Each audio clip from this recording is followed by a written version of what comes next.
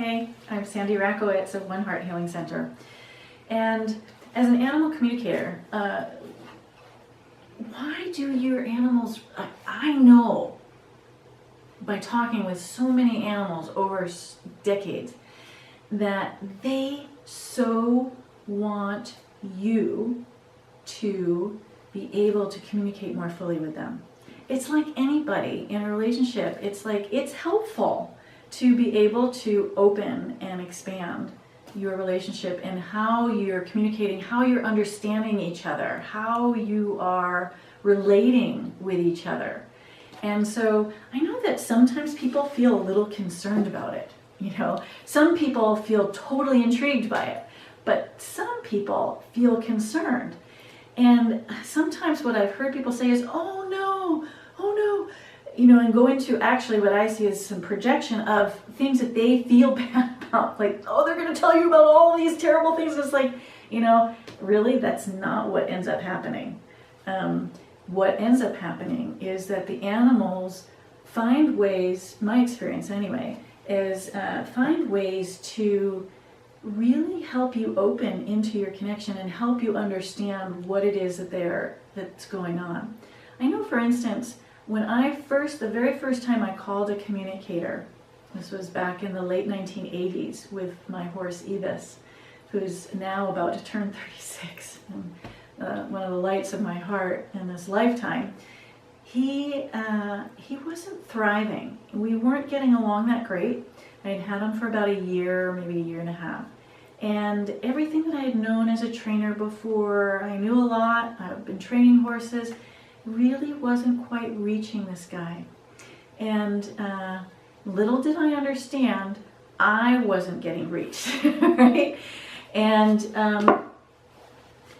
the first time that we spoke with a communicator, he didn't understand a lot of things about what I was doing and why I was doing them, which was, I've got to admit, pretty shocking to my ego.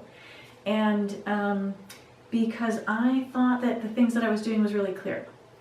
But I had other people helping to take care of him in terms of turning him out and feeding him, and he was at a barn at this point.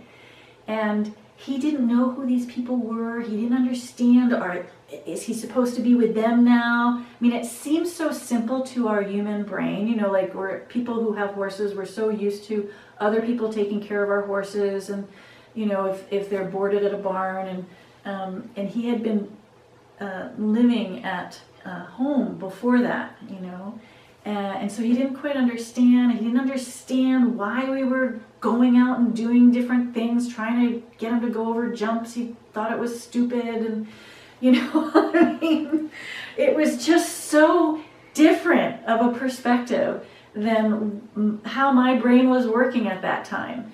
And the biggest thing is that I had him, because we weren't getting along, I actually had put him up for sale. And he was very sad and very upset, and he had been handed off. He had raced for 3 years. He was a thoroughbred, still is thoroughbred, and then handed around for a year. And before he got to me, I got him through a dealer when we were living in New England. And I was so surprised. I mean, and it shifted something dramatically inside of me. I realized that deep down, I so loved this horse, even though we weren't getting along. It helped me connect with this much deeper place inside of me. And I was at a place in my life where I could make a lifelong commitment with him, and I did. And he totally shifted. It was amazing. I went out after that phone call and I had a long talk with him, and out loud, I was just talking out loud with him like I'm talking with you right now.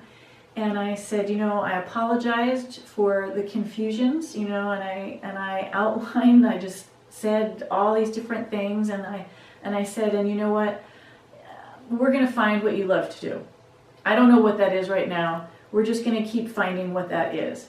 And I didn't realize at the time that it wasn't the outward activity that we were looking for. It was this kind of connection that he was seeking from me, and he was calling me into my deeper places in my heart and in my mind and in my life and in my purpose. And I had absolutely no idea at that time that our deeper work was this work. And so you don't ever know, don't make assumptions about what's going to come forward from your animal. Don't assume that it's going to be a yucky thing at all.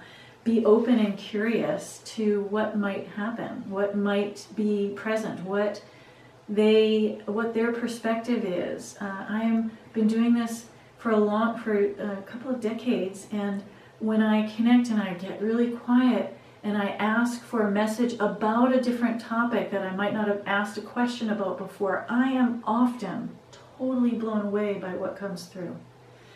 And it's just so beautiful and so loving and heart-opening and special. So you can learn how to do this yourself, and you can also have sessions, and see what is available through your animals. Because I really do know that they want this with us, and your animals want this with you. So go check out my website, onehearthealingcenter.com. If you like a class, take a class. If you'd like a session, let's have a session.